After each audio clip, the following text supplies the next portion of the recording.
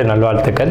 அதாவது நம்ம தமிழர்கள் தமிழ் புத்தாண்டை தான் நம்ம வந்து விசேஷமாக கொண்டாடணும் அப்படின்ற ஒரு அமைப்பில் வந்துட்டு இந்த தமிழ் புத்தாண்டு அப்படிங்கிறது வரக்கூடிய ஏப்ரல் 14ஆம் தேதி தொடங்க இருக்குது. நம்மளுடைய தமிழர்களுடைய ஒரு பண்பாட்டில், நம்மளுடைய கணித முறைகளில், நம்மளுடைய சாஸ்திர முறைகளில் முன்னோர்கள் வகுத்து கொடுத்தது எது அப்படின்னு கேட்டிங்கன்னா சித்திரை 1 தான் நமக்கு தமிழ் புத்தாண்டு.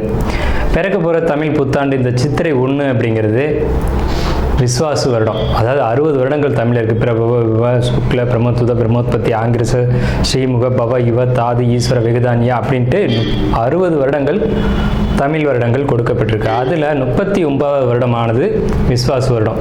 இந்த வருடத்தை நோக்கி தான் நம்ம அடியெடுத்து வைக்கிறோம். நம்ம தமிழர்களுடைய கலாச்சாரப்படி பல்வேறு மதங்களும் பல்வேறு இனங்களும் பல்வேறு கலாச்சாரங்களும் இருந்தாலும் இந்த உலகத்தினுடைய ஆதி கர்த்தா, ஜோதிட சாஸ்திரத்தினுடைய ஆதி கர்த்தா அப்படிங்கிறவங்க தமிழர்கள் தான். அப்படிங்கிறதுல எல்லளவு கூட மாற்றம் இல்லை. அப்படிங்கிறத நீங்கள் நல்லா புரிஞ்சுக்கணும். இந்த உலகத்துக்கு சாஸ்திரத்தையும் நாள்காட்டியும் வான சாஸ்திரத்தையும் தொகுத்து கொடுத்தவங்க யான்னு கேட்டால் நம்ம தமிழர்கள். நம்ம தமிழ் புத்தாண்டை நம்ம மற்றவங்களுக்கு கொடுத்துட்டு மற்றவங்களுடைய கேலண்டர் எடுத்து நம்ம பயன்படுத்திக்கிட்டு இருக்கோம். இது மிகப்பெரிய ஒரு தவறு. இந்த இடத்துல நம்மளுடைய தமிழ் புத்தாண்டை நம்ம பின்பற்றணும்னு சொல்லி ஒரு வேண்டுகோளை நம்ம வச்சுட்டு இந்த தமிழ் புத்தாண்டு எப்படி இருக்குது அப்படிங்கிற அமைப்பையும், தமிழ் புத்தாண்டு என்ன, தமிழ் புத்தாண்டுடைய சிறப்புகளையும் நம்ம வந்து பேசுவோம். நாள் என் செய்யும் வினைதான் என் செய்யும் என்னை நாடி வந்த கோள் என் செய்யும் கொடுங்கூற்று என் செய்யும் கூரேசர் இருந்தாலும் சிலம்பும் சதங்கையும் தண்டையும் சண்முன் தோளும் கடம்பும் என் கண்முன் வந்து தோன்றினேன். அதாவது நம்மளுடைய தமிழ் கடவுள் அப்படிங்கிறவர் முருகன் தாங்க. அகத்தியருக்கு தமிழை கற்றுக் கொடுத்தவர் யாருன்னு கேட்டிங்கன்னா முருகன் தாங்க. முருகன் தான் தமிழ் கடவுள். அதாவது அவருடைய பிறப்பு வேணா நம்ம வந்து சிவன் பார்வதி அப்படி இப்படின்னு நம்ம சொல்லலாம். ஆனால் தமிழுக்கென்ற ஒரு கடவுள், தமிழினுடைய ஆதி கர்த்தா அப்படிங்கிறவங்க யாருன்னு கேட்டிங்கன்னா முருகன் தான். ஸோ அதனால் நம்ம முருகனை வணங்கி நம்ம இந்த பதிவை தொடர்வோம். சித்திரை 1 அப்படிங்கிறது ஏப்ரல் 14ஆம் தேதி ஆங்கில கணக்குப்படி. ஆங்கில கணக்கை தயவு செஞ்சு யாரும் எடுத்துக்க வேணாம். ஆங்கில நாள்காட்டி தவறானது தான். இது வந்து நம்ம சவால் விட்டே சொல்லலாம். ஒரு 15 நாட்கள் ஆங்கில நாட்காட்டியில் காணாமல் போய் அதை தேடி கண்டுபிடிச்சி அதுக்காக நாட்களை திருத்தின ஒரு வரலாறு நம்ம வரலாறு இருக்குது. நல்லா தெரிஞ்சுக்கோங்க. இன்னையிலேருந்து இன்னும் நூற்றுக்கணக்கான வருடங்களுக்கு கிரகணத்தை ஆதி காலத்திலே குறித்து வச்சுருக்காங்க நம்ம முன்னோர்கள். ஸோ அப்படிப்பட்ட நம்மளுடைய தமிழ் வருடப்பிறப்பான விஸ்வாச வருடப்பிறப்பு எப்படி நடக்குது அப்படின்னு பார்த்தீங்கன்னா, திங்கட்கிழமை அன்னைக்கு பிரதமை திதியில் சுவாதி நட்சத்திரத்தில் வஜ்ரம் நாமயோகத்தில் கௌளவ கரணத்தில் பிறக்க இருக்குது.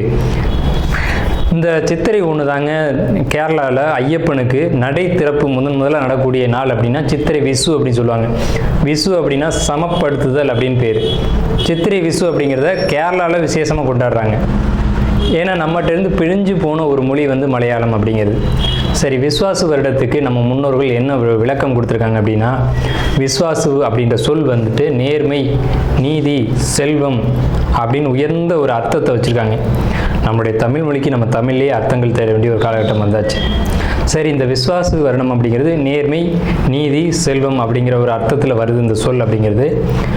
இந்த விஸ்வாசு வருடத்துக்கு உண்டான பலன்களாக நம்ம முன்னோர்கள் என்ன சொல்லியிருக்காங்க அப்படின்னு பார்த்தீங்கன்னா, விஸ்வாசு வருடம் தன்னில் வேளாண்மை ஏறும், பசுமாடும் மாடும் பழிக்கும், சிசு நாசம், மறையோர்கள் வாழ்வார்கள், மாதவங்கள் மீறுமே, மற்றுலகில் உண்டு மலை அப்படின்னு சொல்லியிருக்காங்க. மற்றுலகில் உண்டு மலை அப்படின்னு முடிக்கிறாங்க. இதனுடைய அர்த்தம் என்னன்னு கேட்டிங்கன்னா, இந்த வருடம் விஸ்வாசு வருடம் அப்படிங்கிறது ஒவ்வொரு 60 வருடங்களுக்கு ஒரு முறை 39 ஆண்டாக பிறக்கக்கூடிய இந்த விஸ்வாசு வருடமானது வருகின்ற காலகட்டத்தில் எல்லாம் வேளாண்மை உயரும் அப்படின்னு சொல்லியிருக்காங்க. பசுமாடும் மாடும் பழிக்கும் அப்படின்னா நம்மளுடைய பசுமாடுகள் அப்படிங்கிறது நல்ல ஒரு முன்னேற்றத்தை அடையும். மாடு ஆடுகளுக்கு ஒரு நல்ல தீவனங்கள் கிடைத்து அதுவும் நல்ல செழித்து வரும். ஆதி காலத்தில் வந்து மாடை தான் செல்வமாக குறிப்பிட்டிருக்காங்க. இன்றைக்கி வந்து பணம் அப்படின்ற ரூபாய் தாள்களை நம்ம வந்து பணமாக குறிப்பிட்றோம். ஒரு முன்னோர்கள்லாம் வந்து மாடு எவ்வளோ இருக்குது, மாட்டினுடைய அந்த குப்பை வந்து வேஸ்ட்டெல்லாம் எங்கே ஒரு மனிதன் வந்து எங்கே சேகரிக்கிறானோ அதை போய் முதல்ல பார்ப்பாங்கங்க. அதை வச்சு தான் அவனுடைய செல்வம் என்னன்றதை குறிப்பிட்டு பொண்ணு கொடுக்குறதா இருக்கட்டும், பொண்ணு எடுக்கிறதா இருக்கட்டும், இதெல்லாம் நம்முடைய மரபில் இருந்து வந்த ஒரு விஷயம். ஸோ அப்போ இத்தனை மாடுகள் இருந்தால் தான் அவன் செல்வந்தன் அப்படின்ற ஒரு கான்செப்ட் வந்து முன்னோர்கள் நமக்கு காமிச்சிருக்காங்க. அப்படிப்பட்ட பசுமாடுகள் மாடும் பழிக்கும் அப்படின்ற ஒரு வார்த்தையை வந்து அங்கே குறிப்பிட்டிருக்காங்க. சிசு நாசம் அப்படின்ற வார்த்தையை சொல்கிறாங்க. மறையோர்கள் வாழ்வார்கள். மறையோர்கள்னால் யாருன்னு கேட்டிங்கன்னா சமுதாயத்தில் முக்கியமாக இருக்கக்கூடிய பெரியவங்க, மற்றவங்களுக்கு வழிகாட்டக்கூடியவங்க வாழ்வாங்க அப்படின்றத சொல்லியிருக்காங்க. மாதவங்கள் மீறுமே அப்படின்ற ஒரு வார்த்தையும் வருது. மாதவங்கள் மீறும் அப்படின்னா ஒழுக்கக்கேடான செயல்பாடுகளில் மனிதர்கள் நடக்க வேண்டிய காலகட்டங்கள் வரும். ஒழுக்கக்கேடுனா என்னங்க? இந்த விரல் தான் ஒழுக்கக்கேடு, இந்த ஒற்றை விரல் தான். இந்த விரலை வச்சு தான் நம்ம பட்டன் அமுக்கிறோம், காசு வாங்கிட்டு அமுக்கிறோம். இதுதான் மாதவங்கள் மீறுமே அப்படின்றது. ஸோ அந்த மாதிரிலாம் இல்லாமல் மனசாட்சிக்கு துரோகம் செய்யாமல் யார் நீதி பரிபாலனம் செய்வாங்க அப்படின்றத தெரிஞ்சு சரியான வாக்களித்து நல்ல தலைவனை தேர்ந்தெடுக்க வேண்டிய காலகட்டங்கள் அப்படிங்கிறத இங்கே மறைமுகமாக இந்த விசுவாச வருடத்தினுடைய வெண்பா பாடல் அப்படிங்கிறது நமக்கு சுட்டி காட்டுது. இந்த சித்திரை வருட பிறப்பானது மகர லக்னம்னு சொல்லக்கூடிய சர லக்னங்களில் விழுகுது. எப்படின்னு கேட்பீங்க? தமிழனுடைய கணக்குப்படி சூரியன் எப்போது கிழக்கு வானில் உதிக்கிறதோ அதுதான் லக்னம். ஸோ சித்திரை மாதம் 1ஆம் தேதியானது உதிக்கக்கூடிய நேரம் அப்படிங்கிறது கிழக்கு வானத்தில் சூரியன் உதிக்கக்கூடிய அந்த டைம் அப்படிங்கிறது 2:22 அதிகாலை மணி 2:22க்கே சூரியன் கிழக்கு வானத்தில் உதிச்சிடறார். அப்போ அது லக்னமாக போட்டுக்கணும், இந்த வருடத்தினுடைய பிறப்பு லக்னமாக போட்டுக்கணும். ஸோ அப்படி நம்ம போடும்போது மகர லக்னம் சர லக்னத்தில் விழுகுது. முன்னோர்கள் சித்திரை 1ஆம் தேதி அப்படிங்கிறத கண்டறிஞ்சு அந்த 1ஆம் தேதி தொடங்கக்கூடிய லக்னத்தை கண்டறிஞ்சு அதுக்கான பலன்களை பஞ்சாங்கங்களில் எழுத ஆரம்பிச்சிருக்காங்க. ஸோ அதன் அடிப்படையில் சர லக்னமான மகர லக்னத்தில் இந்த புத்தாண்டு அப்படிங்கிறது பிறகுது. இது ஒரு விசேஷமான ஒரு விஷயந்தான். ஏன் அப்படின்னு கேட்டிங்கன்னா, அந்த மகர லக்னத்துக்கு அதிபதியான சனி பகவான் ஒரு பலமான ஒரு நிலையில் வருடப்பிறப்பின் போது இருப்பாங்க அப்படிங்கிற ஒரு விசேஷமான ஒரு அமைப்பில் இந்த வருடப்பிறப்பு அப்படிங்கிறது விஸ்வாச வருடம் பிறக்கின்றது. ஸோ இந்த விஸ்வாச வருடம் பிறக்கும் போதே நமக்கு ஒரு நல்ல செய்தி கிடைச்சாச்சு, இந்த வருடம் நன்றாக இருக்க போகுது அப்படிங்கிற ஒரு விஷயம். சரி, இதை சித்திரை மாதம் தான் நீங்கள் தமிழருடைய கலாச்சாரம் அப்படின்னு சொல்லிங்களே, இதுக்கு ஏதாவது ஆதாரம் இருக்கா அப்படின்னு கேட்டிங்கன்னா கண்டிப்பாக இருக்கிறது. புறநானூறு அப்படின்ற ஒரு தமிழ் இலக்கியம் இருக்குது. அதில் போய் தேடி பார்த்தீங்க அப்படின்னா தலைநாள் பூத்த பொன் இனர் வேங்கை அப்படின்ற சொல்லும், கனிவேங்கை நன்னாளே நாடி மலர்தலால் அப்படின்ற வார்த்தை வரும். அதாவது சித்திரை மாதத்தில் பூக்கள் அதிகமாக பூத்து குலுங்கும். அதனால தான் தலைநாள் அப்படின்ற சொல்ல யூஸ் பண்ணுறாங்க. தலைநாள்னா முதல் மாதம் அப்படின்னு, தலை மாதம் கடை மாதம் அப்படின்னு பிரிக்கிறாங்க. கனிவேங்கை நாடி மலர்தலால், கனிவேங்கை நல்லான் நாடி மலர்தலால், அந்த பூக்கள் பூக்கிறதுனால அந்த கனிவேங்கை மாதம் அப்படிங்கிறதையும் தலைநாள் பூத்த பொன் இனர் வேங்கை அப்படின்ற சொல்லும் புறநானூறு அப்படின்ற இலக்கியத்தில் தமிழ் மாதம் முதல் மாதம் சித்திரை மாதம்ன்ற குறிப்பீடு அங்கே இருக்குது. சரிங்களா? வண்ண மலர்கள் பூத்து குலுங்கக்கூடிய ஒரு பொன்னான மலர்கள், பொன் போன்ற மலர்கள். இன்றைக்கும் கேரளாவில் ஒரு மஞ்சள் நிறத்தில் தங்க நிறத்தில் பூக்கக்கூடிய பூக்களை பறித்து அவங்க விசேஷத்துக்கு சித்திரை 1 அன்னைக்கு கொண்டாடுறாங்க. அவங்க தமிழ் பண்பாடை பின்பற்றுறாங்க அப்படின்றத இதை நீங்கள் தெரிஞ்சுக்கலாம். சரிங்களா? இப்போ இந்த சித்திரைக்கு அதிதேவதை யாருன்னு கேட்டிங்கன்னா மகாவிஷ்ணு. மகாவிஷ்ணு தான் காக்கக்கூடிய கடவுள் அப்படின்னு சொல்கிறாங்க. மகாவிஷ்ணு எங்கும் நிறைந்தவர் அப்படின்னு சொல்கிறாங்க. சரிங்க சார், சித்திரை மாதம் விசேஷங்களை கொண்டாடலாமா அப்படின்ற ஒரு கேள்வி வரும். 100% கொண்டாடலாம். ஏன்னு கேளுங்க. இதுக்கு உதாரணம் ராமர் தான். ராமர் பட்டாபிஷேகம் ஏற்ற மாதம் எதுன்னு கேட்டிங்கன்னா சித்திரை மாதங்க. அப்போது விலக்கப்பட்ட மாதங்கள் அல்ல, இது விசேஷத்துக்கு ஏற்றுக்கொள்ளப்பட்ட மாதம் எதுன்னு கேட்டிங்கன்னா சித்திரை மாதம்தான். பகவத்கீதையிலே ஒரு வார்த்தை வருது, ருதுக்களில் நான் வசந்த ருதுவாக இருக்கிறேன் அப்படின்னு கிருஷ்ணன் சொல்கிறார். நம்மளுடைய வாக்கியம் இல்லை, இது பகவானுடைய சொல். அப்போ வசந்த ருது அப்படின்றது எதுன்னு கேட்டிங்கன்னா சித்திரை 1 தான் வசந்த ருதுவினுடைய தொடக்கம். வசந்த காலம் அப்படிங்கிறது வெயில் காலம் அப்படின்னு தான் பேர், கோடை காலம் அப்படின்னு பேர். வசந்த காலமானது சித்திரை வைகாசி, இந்த 2 மாதத்தையும் வசந்த காலம் அப்படின்னு குறிப்பிடுறாங்க சமஸ்கிருதத்தில். அப்போ இந்த வசந்த காலம் எனக்கு பிடித்த ருது அப்படின்னு சொல்கிறாரு கிருஷ்ணர். ஸோ ராமர் பட்டாபிஷேகம் ஏற்றுக்கிட்ட ருது எது அப்படின்னு கேட்டிங்கன்னா சித்திரை மாதம். அப்போ சித்திரை மாதம் புது வீடு வாங்கலாம், புது வீடுக்கு கிரகப்பிரவேசம் பண்ணலாம், புது மனை எழுப்பலாம், மனை சம்பந்தப்பட்ட விஷயங்கள், மங்கள காரியங்கள், இது எல்லாம் செய்வதற்கு உகந்த மாதம் சித்திரை மாதம். சரி, அப்போ அந்த சித்திரை மாதம் பார்த்திங்கன்னா சித்திரா பௌர்ணமி அப்படின்னு ஒன்று வரும். சித்திரை பௌர்ணமி அப்படின்ற ஒரு விசேஷம் வரும். சூரியன் மேசத்திலும் சந்திரன் துலாத்திலும் இருந்து சித்திரை நட்சத்திரம் வருகின்ற நாளில் பௌர்ணமி திதியானது உதிக்கும். ஒவ்வொரு தமிழ் மாதத்துக்கும் குறிப்பிட்ட நட்சத்திரத்தில் தான் பௌர்ணமி திதி வரும். அந்த திதி எந்த காலகட்டத்திலையும் மாறாது. அதனால தான் தமிழர்கள் ரொம்ப நுட்பமானவர்கள் நம்ம சொல்கிறோம். வைகாசி மாதம் அப்படின்னு எடுத்துக்கிட்டோம்னா அந்த மாதத்துக்கு பேர் வைகாசின்னு ஏன் வந்தது அப்படிங்கிறது தெரியணும். விசாக நட்சத்திரத்தில் பௌர்ணமி உதிக்கும். மேச ராசியானது மே மாதம் நம்ம மேச ராசின்னு சொல்கிறோம், மேடத்தை மே அப்படின்னு சொல்கிறோம். நம்மக்கிட்டேருந்து எடுத்துக்கொண்ட ஒரு வார்த்தை ஆங்கிலத்தில். மேடம்ன்ற சொல்ல மேஷம், மேடம்ன்ற சொல்ல மே அப்படின்னு திரிச்சிருக்காங்க. இவ்வளோதான் விஷயம், சரிங்களா? மேடம் நம்ம குறிப்பிட்றோம் ராசியில், அதை மே மாதம்னு அவங்க குறிப்பிட்றாங்க. அப்போ இந்த பருவ காலத்தில் மே மாதம் வரக்கூடிய இந்த சித்திரை நட்சத்திரத்தில் தான் சித்திரை மாதம் பௌர்ணமி உதிக்கும். முழு நிலா, பெரிய நிலா உதிக்கும். சந்திரன் வந்து ரொம்ப பிரகாசமாக இருக்கக்கூடிய பௌர்ணமி திதியானது முதல்ல உதிக்கிற மாதம் சித்திரை மாதத்தில் தான் அவ்வளோ முழு நிலாவாக ஒலிக்கும். இந்த சித்ரா பௌர்ணமி அப்படிங்கிறது சித்திரகுப்தனுக்கான விசேஷ நாள். சித்திரகுப்தன் யாருங்க? யமனுடைய பிஏ, யமனுடைய கணக்காளி, யமனுடைய பணியாளர். இவரை வந்து இந்த மாதத்தில் விசேஷமாக கொண்டாடுறாங்க.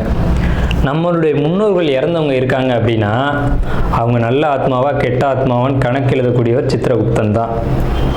அந்த கணக்கு அவர் எழுதுறதுனால தான் சித்ரா பௌர்ணமி அன்னைக்கு நம்ம முன்னோர்களை கொண்டாடி விசேஷமாக வழிபாடு செய்கிறோம். தை 1 தமிழ் புத்தாண்டுன்னு கொண்டு வந்தாங்க. அதை முழுமையாக ஒரு வருடம் கூட அவங்களால கடைபிடிக்க முடியல. இன்னொரு வரைக்கும் அதுக்கான சரியான கணக்கீடுகளை அவங்களால கொடுக்க முடியலை. வார்த்தைக்கு தை 1 தான், இது வந்து நாங்கள் ஆதாரத்தை கண்டுபிடிச்சிட்டோம், எங்கள்கிட்ட இது இருக்குது அது இருக்குது அப்படின்லாம் சொன்னாங்க. ஆனால் ஒரு தெளிவான ஒரு விஷயத்தை அவங்களால கொடுக்க முடியல. அதுக்கான ஒரு காலண்டரையோ நாட்காட்டியோ அவங்களால கொடுக்க முடியல. சித்திரை 1 தான் தமிழர்களுக்கான புத்தாண்டு.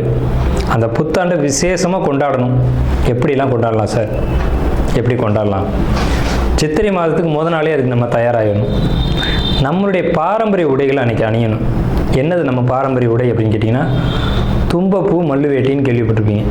மல்லு வேட்டி வந்து தும்ப நிறத்தில் தாங்க இருக்கும். தமிழருடைய உடை அப்படின்னு எடுத்துக்கிட்டிங்கன்னா, நம்ம வந்து வெயிலில் இருக்கக்கூடியவங்க, விவசாயம் பண்ணக்கூடியவங்க, உழைக்கக்கூடியவங்க, நமக்கு வந்து மல்லு வேட்டி தான் ஒத்து வரும். இந்த இப்போ கலாச்சாரம் மாறிடுச்சு, என்னென்னவோ உடைகள் அணிகிறாங்க. அதெல்லாம் நமக்கான உடை கிடையாது. தும்பப்பூ மல்லு வேட்டி தான் நமக்கான உடை. அப்போ இந்த மல்லு துணியை தான் நம்ம வஸ்திரத்தை அணியணும். மேல் சட்டை போடக்கூடிய வழக்கம் நம்மளுடைய கலாச்சாரத்தில் கிடையாது. அப்படி போடுறது ரொம்ப தவறான விஷயம். நம்ம தவறான விஷயத்தை நோக்கி போய்கிட்டு இருக்கோம். ஒரு ஊசியில் குத்தி ஒரு துணியை நெஞ்சு நீங்கள் போட்டிங்கன்னா நீங்கள் தமிழர்களே கிடையாது. உறுதியாக சொல்லுவேன்.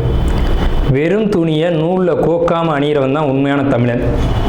இதை மறுத்து பேசவே முடியாது. இதுதான் உண்மையான வரலாறு. அதாவது ஒரு துணியை எடுத்து அப்படியே உடலில் சுற்றிக்கணும், அவன் தான் தமிழன். மேல் அங்கம் வந்து வஸ்திரம்ன்ற துண்டும், அது எவ்வளோ பெருசாக வேணாலும் இருக்கலாம், அது சின்னதாக வேணாலும் இருக்கலாம். அது அவங்களுடைய வசதியை பொறுத்தது. ஆனால் சுத்தமான மல்லுவாக இருக்கணும். மல்லுன்றது பருத்தி நூலால் செய்யப்பட்டது. நம்ம வந்து பருத்தியை உற்பத்தி செய்யக்கூடியவங்க. நம்ம நிலத்தில் தான் பருத்தி உற்பத்தி ஆகும். அதுக்கான சரியான மண் வந்து தமிழர்களுடைய மண் தான்.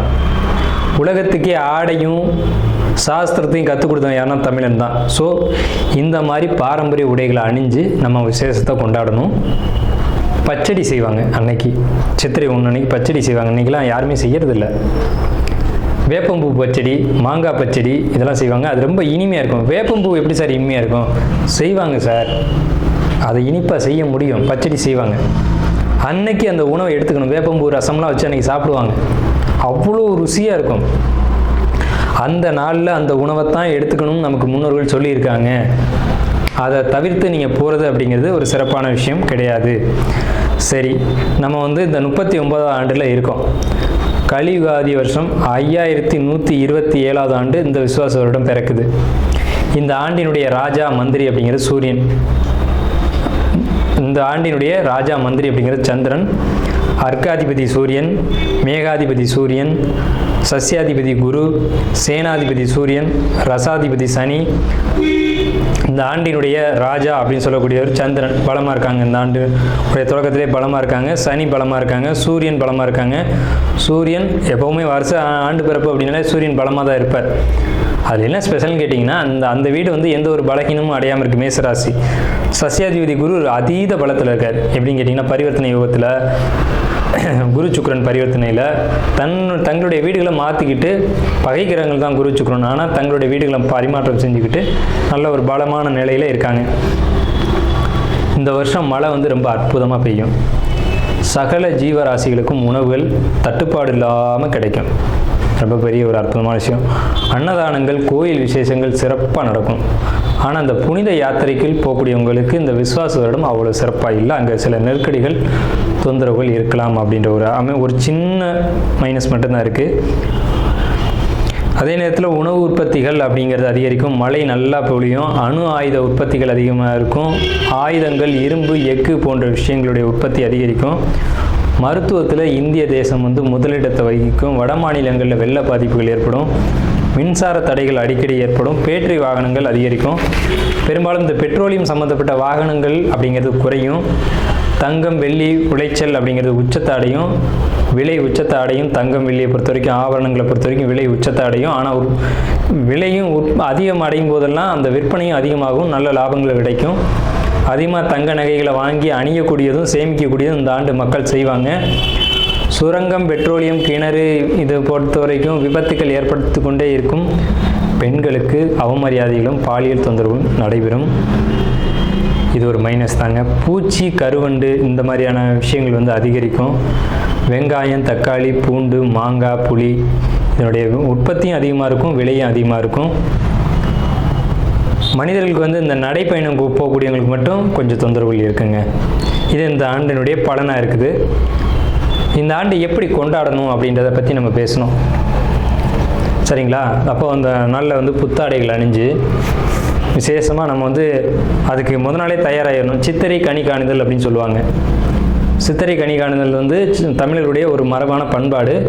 இந்த சித்திரை மாதத்துக்கு முத நாளே அதுக்கான ஏற்பாடுகள்லாம் செஞ்சு வச்சுட்டு நீங்கள் அடுத்த நாள் புத்தாண்டு பிறக்கும்போது அந்த சித்திரை கனி காணுதலோடு நீங்கள் தொடங்குனீங்க அப்படின்னா இந்த புத்தாண்டு ரொம்ப பெரிய விசேஷத்தை உங்களுக்கு கொடுக்கும். நீங்கள் 12 ராசிகளில் எந்த ராசியில் பிறந்திருந்தாலும் உங்களுக்கு ஏற்றம் தான் அப்படிங்கிறதுல மாற்றுக்கிறதுக்கு இடமில்லை. 12 ராசிகளுக்கும் யோகத்தை கொடுக்கக்கூடிய ஒரு ஆண்டு தான் இந்த சித்திரை புத்தாண்டு பிறப்பு, விஸ்வாச வருட பிறப்பு. விஸ்வாசு அப்படின்னாலே விஸ்வாசம் அப்படின்ற சொல்ல ஒரு தெரிந்த சொல்ல தான் நம்ம பார்க்குறோம். நேர்மையாகவும் மக்கள் செயல்படுவாங்க, நீதியோடு நடந்துக்குவாங்க. நீதி என்னன்றது தெரியும். தலைமையில் இருக்கக்கூடியவங்களுக்கு கொஞ்சம் தொந்தரவுகள் வரும். தலைமை அப்படின்னா உங்களுக்கு தெரியும், அரசாங்கத்தில் அரசியலில் இருக்கக்கூடியவங்களுக்கு தொந்தரவுகள் வருது அப்படிங்கிறதெல்லாம் மாற்றுக்கிறதுக்கு இடமில்லை. இதை பலர் சொல்லலாம், பலர் மறுக்கலாம். நடக்கும்போது சில விஷயங்கள் நீங்கள் தெரிஞ்சுக்கிங்க. புத்தாண்டினுடைய பிறப்பானது சிம்ம மாந்தியில் தொடங்குகிறது. அப்போ தலைமையில் இருக்கக்கூடியவங்க யாருன்னு நம்ம குறிப்பிட்டு சொல்ல முடியாது. எல்லாருமே தலைமை தான். அந்த பார்லிமெண்ட்டு, அதே மாதிரி நாடாளுமன்றம், இந்த மாதிரி இடங்களுக்கு போகக்கூடியவங்க எல்லாருமே தலைமை தான். இவங்களுக்கு மட்டும் கொஞ்சம் எச்சரிக்கையாக இருக்கணும் அப்படின்ற காலகட்டம். உடலையும் மனதையும் தைரியமாக பார்த்து கொள்ள வேண்டும் அப்படின்ற காலகட்டம் இந்த விஸ்வாச வருடம். அதே சமயத்தில் நீதி, நேர்மை யாரெல்லாம் கடைபிடிக்கிறீங்களோ உங்களுக்கு இந்த விஸ்வாச வருடம் உங்களை விசுவாசமாக காப்பாற்றும் அப்படிங்கிறதுலையும் மாற்றுக்கிறதுக்கு இடம் இல்லைங்க. ஸோ நம்மளுடைய இந்த வீடியோ பார்த்த அனைவருக்கும் நன்றிகள். சிம்மம், பூரம் விஸ்வாச ஆண்டு எப்படி இருக்கும்? தொழில் முன்னேற்றம், ஜாப்பில் முன்னேற்றம் ரெண்டுமே உண்டு. தொழில் பண்ணக்கூடியவங்களாக இருந்தாலும் முன்னேற்றம் உண்டு, ஜாப்பில் இருக்கக்கூடியவங்களுக்கு முன்னேற்றம் இருக்குது. ஆனால் ஜாப்பில் இருக்கவங்களை பொறுத்த வரைக்கும் பார்த்திங்கன்னா ஒரு மன அழுத்தம், ஒரு ஜாப் சம்மந்தப்பட்ட ரிலேட்டடான ஒரு குழப்பம், ஒரு அழுத்தம், ஒரு பயம் இதெல்லாம் உருவாகக்கூடிய காலகட்டம் தான். ஜாப்பில் டிப்ரெஷனும் இருக்கும் அல்லது பிரேக் இருக்கும். இப்போது இதுக்கு ஒரு தீர்வும் கண்டிப்பாக கிடைக்கும். இந்த விஸ்வாச ஆண்டிலே இதில் உங்களுக்கு ஒரு தீர்வும் கிடைக்கும். டிப்ரெஷன் கண்டிப்பாக இருக்கும், மனக்குழப்பங்கள் இருந்துக்கிட்டே இருக்கும் சிம்மம் பூரத்துக்கு. பூரம் இந்த குழப்பங்கள்லாம் விட்டு வெளியில் வரணும் அப்படின்னா ஸ்ரீவில்லிபுத்தூர் ஆண்டாள் அல்லது ஸ்ரீவில்லிபுத்தூர் ராமானுஜர் இவங்களுடைய வழிபாடு ரொம்ப சப்போர்ட் பண்ணும். இது தேவையில்லாத குழப்பம்தான், தேவையில்லாத பயம்தான். அதே மாதிரி பத்திரம், டாக்குமெண்ட் ஏதாவது வச்சுருந்தீங்க அப்படின்னா எலிக்கிட்டேருந்து பத்திரமா வச்சுக்கணும். எலி தான் உங்கள் டாக்குமெண்ட்டையோ பத்திரத்தையோ காலி பண்ணும். சிம்மம், பூர நட்சத்திரம் பொறுத்த வரைக்கும் இந்த விஸ்வாச ஆண்டு சிறப்பாக இருக்குது. இந்த சிம்ம ராசியை பொறுத்த வரைக்கும் உங்களுடைய கேரக்டர் எப்படி இருக்கும் அப்படின்னு பார்த்தீங்கன்னா ரொம்ப நேர்மையான கேரக்டர். சில சமயங்களில் குழந்தைத்தனமான அமைப்புலையும் நீங்கள் இருப்பீங்க. அதாவது நேர்மை தவறி ஒருத்தர் நடந்துக்கிட்டாங்க அப்படின்னா அவங்கள ரொம்ப மோசமான வழியில், அதாவது அவங்க இருக்கிற பக்கம் கூட தலை வச்சு படுக்காத ராசி யாருன்னு கேட்டிங்கன்னா சிம்ம ராசி தான். அதே நேரத்தில் நேர்மையாக ஒருத்தர் இருக்கார் அப்படின்னா அவர் எந்த நிலையில் இருந்தாலும் அவரை அரவணைச்சு போவாங்க.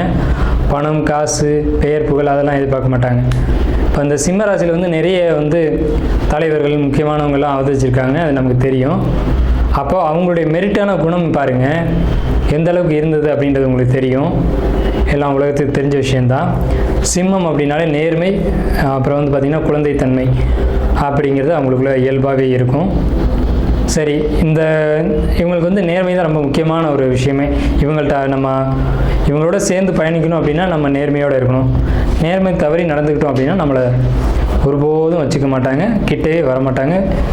அதாவது ரொம்ப நாள் பழக்கமாக இருக்கும், ஒரு 10 வருஷம் 15 வருஷம் பழக்கம் கூட ஒரு சின்ன செயல்னால அவங்கள விட்டு தூக்கி எஞ்சிட்டு போகிறது, அந்த ரோசத்தன்மைகள் அப்படிங்கிறதெல்லாம் சிம்மத்துட்டு வந்து அதிகமாக இருக்கும். பெரும்பாலும் ஒரு குடும்பத்தில் கடைசி குழந்தை வந்து சிம்மத்தில் பிறக்கும். 2 குழந்தை 3 குழந்தை அப்படின்னு பார்த்தீங்கன்னா அந்த 2வது குழந்தையோ 3வது குழந்தையோ சிம்மத்தில் பிறந்திருக்கும். அப்போ சிம்மம் அரசாலும் அப்படின்ற ஒரு அமைப்பெல்லாம் இருக்குது. சரி, இந்த சிம்ம ராசிக்கு விஸ்வாசு ஆண்டு எப்படி இருக்குது அப்படின்னா அதை நாம் பார்ப்போம். பொதுவாகவே இந்த 12 ராசிகளுக்குமே விஸ்வாச வருஷம் வந்து ரொம்ப நல்ல பலன்கள் தான் சொல்லியிருக்கு. விஸ்வாசு வருடம் தண்ணில் வேளாண்மை ஏறும் அப்படின்ற மாதிரி தான் அந்த வருடம் இருக்குது. பசுமாடு ஆடும் வலிக்கும், மாதவங்கள் மீறும், மறையோர்கள் வாழ்வார்கள், மற்றுலகில் உண்டு மழை அப்படின்னு சொல்லியிருக்காங்க. ஸோ அந்த அடிப்படையில் பார்க்கும்போது இந்த ஆண்டு நல்ல செழிப்பான மழை இருக்குது, நல்ல விளைச்சல் இருக்குது. பசுமாடு ஆடு மாடுகள் நல்ல செழிக்கும். தவங்கள் பண்ணக்கூடியவங்க மட்டும் கொஞ்சம் அந்த ரிஷிகள் ஞானிகளுக்கு மட்டும் கொஞ்சம் இடர்கள் வரும் அப்படிங்கிற மாதிரியும், மாதவங்கள் மீறுமே அப்படின்னு சொல்லியிருக்காங்க. அதே மாதிரி மறையோர்கள் வாழ்வார்கள். மறையோர்கள் அப்படின்னா ஒரு முக்கியமான பெரியவங்க, நீதியை சொல்லக்கூடியவங்க, தர்ம வழியில் நம்மளை அழைச்சிட்டு போகக்கூடியவங்க அப்படின்னு அர்த்தம். இவங்கெல்லாம் நல்லபடியாக வாழ்வாங்க அப்படிங்கிறத சொல்லியிருக்காங்க. ஸோ அப்படிப்பட்ட கான்செப்டில் இருக்கக்கூடியவங்க தான் சிம்மராசிக்காரங்க. எப்போவுமே வந்து ஒரு நீதி நேர்மைக்கான விஷயங்கள், பாரம்பரிய விஷயங்கள், இதெல்லாம் யார் ஃபாலோ பண்ணுவாங்க அப்படின்னா சிம்ம ராசியில் பிறந்தவங்க தான் ஃபாலோ பண்ணுவாங்க. அப்படிப்பட்ட உங்களுக்கு நல்ல பலன் இருக்குன்றத பாடலே சொல்லிச்சு. இந்த ஆண்டினுடைய அந்த 60 வருட வெண்பாலையே அதை பற்றி உங்களை பற்றி என்ன குறிப்புகளை சொல்லியிருக்காங்க. மறையோர்கள் அப்படின்னு உங்களை மென்ஷன் பண்ணியிருக்காங்க. ஸோ மறையோர்கள் வாழ்வார்கள் அப்படின்ற கான்செப்ட் இருக்குது. ஸோ அந்த அடிப்படையில் இந்த ஆண்டு கிரக நிலைகளை ஒட்டி நம்ம பார்க்கும்போதும் கிரக நிலைகளும் உங்களுக்கு சாதகமான நிலையில் இருக்குங்க. அதான் ஒரு பெரிய பாசிட்டிவான விஷயம். உங்களுக்கு வந்து இந்த காலகட்டம் வந்து அஷ்டமச்சனி அப்படின்றதெல்லாம் சொல்லிகிட்டு இருப்பாங்க. அப்படிலாம் கிடையாது. கிரக நிலைகள் ஒட்டுமொத்தமாக பார்க்கும்போது உங்களுக்கு பாசிட்டிவான நிலையில் இருக்குது. அதாவது உங்களுக்கு இந்த ஆண்டு என்ன விஷயங்களுக்கெல்லாம் பாசிட்டிவாக இருக்குது அப்படின்னு பார்த்தீங்கன்னா, பெரிய மனிதருடைய தொடர்பு கிடைக்கும். இந்த காலகட்டத்தில் குழப்பங்கள் கொஞ்சம் அதிகரிக்க தான் செய்யும். மன அழுத்தங்கள், மனக்குழப்பங்கள், தேவையில்லாத எண்ணங்கள், சஞ்சலங்கள் இதெல்லாம் கொடுத்தாலும் கூட நண்பர்கள், மூத்தவங்க, குடும்பத்தில் பெரியவங்க இவங்கெல்லாம் சப்போர்ட் பண்ணுவாங்க.